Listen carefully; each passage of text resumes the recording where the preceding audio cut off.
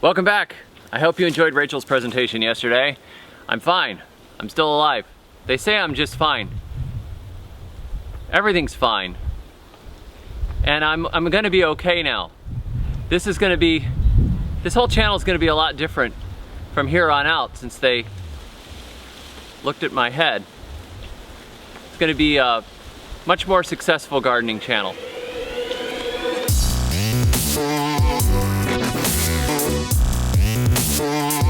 Today we're clearing this area right here. This is going to be, the ground here is actually somewhat soft. I want to put in banks of yams here, and I've got the different varieties that I've been collecting. I've got something like 13 varieties now. So I want to actually put them in and label them and watch them and see how they grow. And I'm gonna have to get a little help from a local farmer to do that, because between the local names and Latin names and everything, I'm totally lost. There's some major language issues I'm having here with yams, but I know most of them are Dioscorea alata, and some of them are probably Dioscorea cayennensis, and who knows what else. But we're gonna try and put them in and identify them, and I'm gonna use this area. But as you can see behind me, there's all kinds of brush here still that we've got to get cleared up. So today I am taking the worst of the thorns, and Rachel's helping me along with the kids, and we are chucking them into the pyro pit, and we're gonna make some more ashes. Those ashes are gonna be great for all the gardens. And you know, it's just one of those really hot days where you're out here in the morning thinking, why am I doing this? Is my life worth living? Oh yeah, that's right, somebody's watching YouTube, so I'd better do it. You can see over here I've been trying to consolidate all this thorny mess. These things are so nasty. But I've been trying to consolidate it all over here and get it into one big pile. I'm so tempted to just torch the pile and make it disappear out of my life forever, because it would be a lot easier. However, if I do that right now with all the wind, it's probably gonna burn the whole neighborhood down, and generally that's not good for your immigration status. So for now, we're just gonna consolidate into one pile, and I wanna clear through here and clear most of this back here, but it's a long, painful process. Fortunately, over here was mostly clear to begin with. There wasn't a lot here. There wasn't any big trees or anything. It was just kind of brush that was hanging over the edges, and a lot of that's cut back. And I'm gonna see if we can cut back to this fence and take this out right here. I've got these panels right here that are hopefully gonna be the edge of a compost pile at some point, or something that we saved from somewhere else. They're actually being thrown out by the side of the road, and I think we might get a little more life out of them. Take a look at this ground over here. This is better and easier to work than a lot of what you've seen me working on. There are stones in it. It is hard, but it's not nearly like it was on the other side.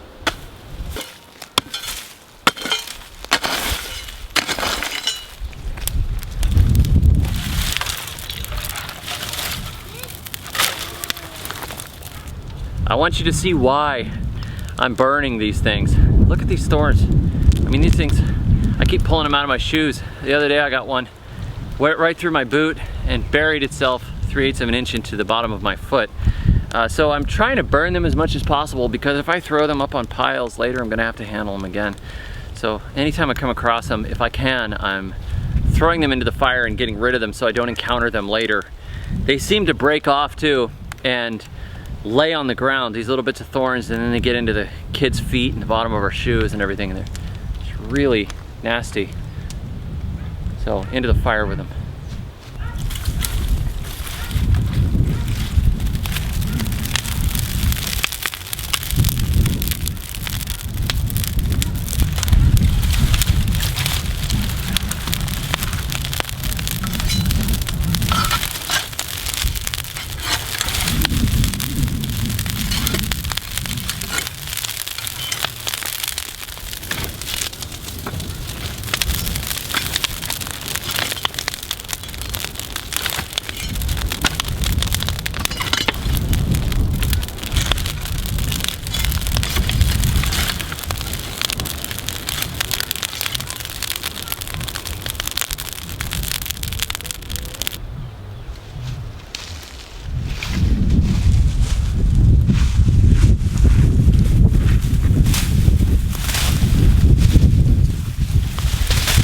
We're in the middle of this area that I'm trying to clear today, and there's this big slab of broken concrete here. I don't know what it's from, but my 6-year-old said maybe it was the top of a trapdoor for a trapdoor spider.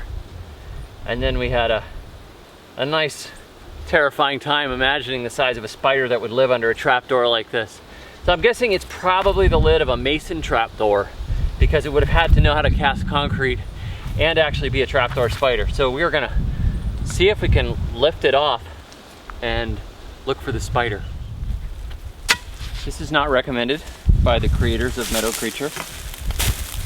This is in no way an endorsement of this use. You should never, ever do this with your Meadow Creature. And you might want to check your local wildlife laws before disturbing any Mason Trapdoor spiders. All right. Oh man! Oh! Huh! It must have filled it in. Kind of disappointed. That's disappointing. I don't see any massive spiders, guys. Well, I do see, oh my goodness. You think he did all that hard work?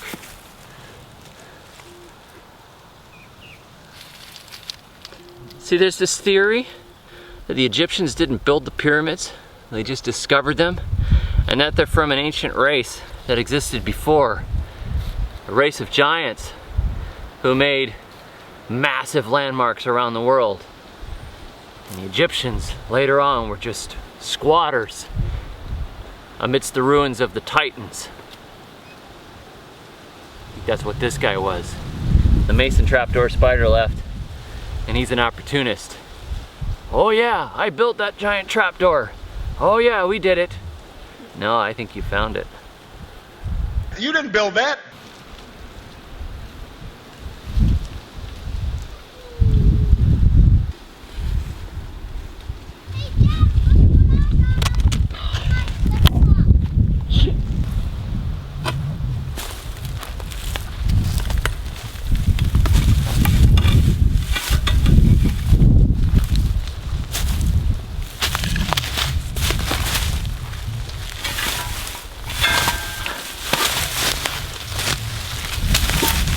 Wow, that's strange. They're all snail shells. I'm always hoping I'm gonna uncover some terrifying snake or something, and, you know, give you something guys exciting to look at, but looks like we've just got more millipedes.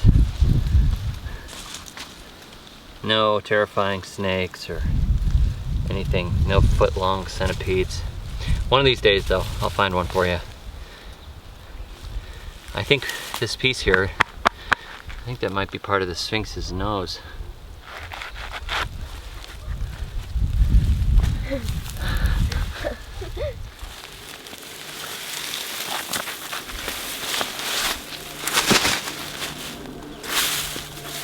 Nope, nothing scary. More millipedes. I like these guys. They are good decomposers. They're always gnawing on stuff and leaving their little droppings everywhere, just constantly cleaning up. If you leave a fruit on the ground, the millipedes show up on it and chew on it and leave their frass behind. There's a technical term for you homeschoolers.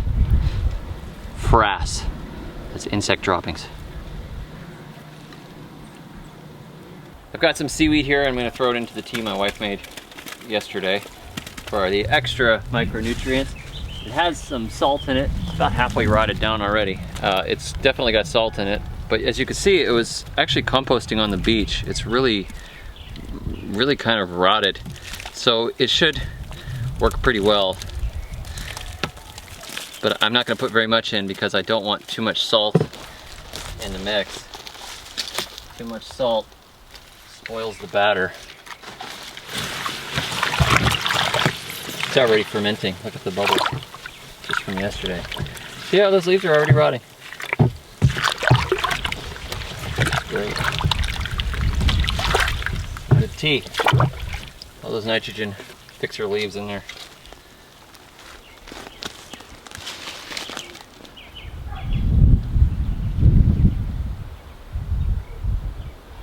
I'm also going to sprinkle some of the seaweed on top of the turmeric bed here. Turmeric is already great for you, but with the power of ocean minerals, it may be even more great. Greater. Perhaps even the greatest. I'm not going to put it thick though. If I really like heavily mulched with it, I don't think that would be a good thing. Just the salt levels. Don't really know what the tolerance is of ginger family for salt, but a little bit of salt is actually good for plants. So there we go. Somebody told me that my friend Aaron got like a truck and went down to the beach where all the seaweed was and got an entire ton or more for his farm. That is awesome. If it's coming in for free, the government doesn't want it on the beach, and you can take it to your farm, you're all set.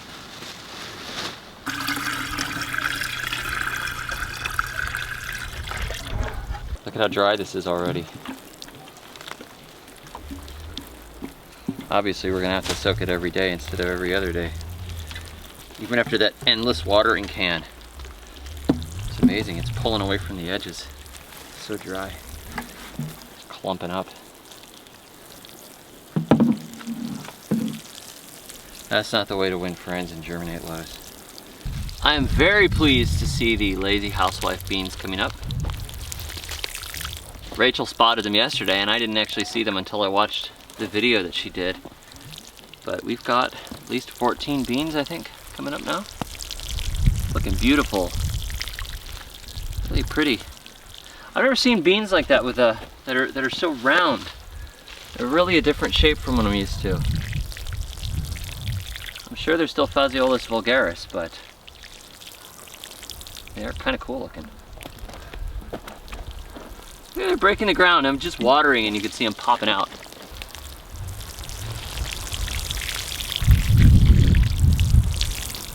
I hope they do well, because the last few times I've tried to grow beans here, the beans have been simply destroyed by little cutter insects and stuff knocking them over, and then things chewing their leaves up. I've had really bad luck with beans. Did my 13 bean soup garden, which normally would do great. And I even had somebody else send me a picture of one they planted themselves that looked great, but mine was completely destroyed by insects coming in and cutting the beans down, and then the leaves got curled because leaf miners ate them. Completely obnoxious. I think that's it for today, except I wanted to make a statement on Tabasco peppers. Yes, they are very hot, much hotter than expected. And yes, they are Tabasco peppers, because I was sent some photos of some growing in one of my viewers' yards, and look at those. They look just like mine. And I was told that they'll actually get 4 feet broad and tall, turn into big shrubs. So I may have planted these too closely. We'll see. I would be very happy if we got a gigantic Tabasco pepper plant. It would be good to feed them to our enemies before we compost them. Thanks for joining me. Catch you all next time. Hope you have a great weekend. We'll see you on Monday. And hopefully my wife will actually show up in that video. Today I've got her playing camera lady. Catch you next time. And until then, may your thumbs always be green.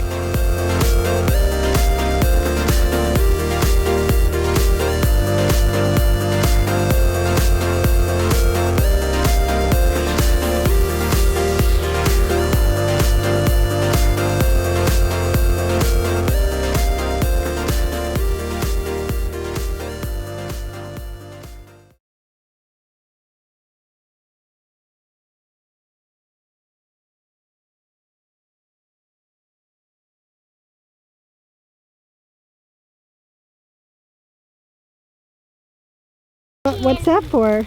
You brought it for Dad for a snack? Well, I'm gonna sell it.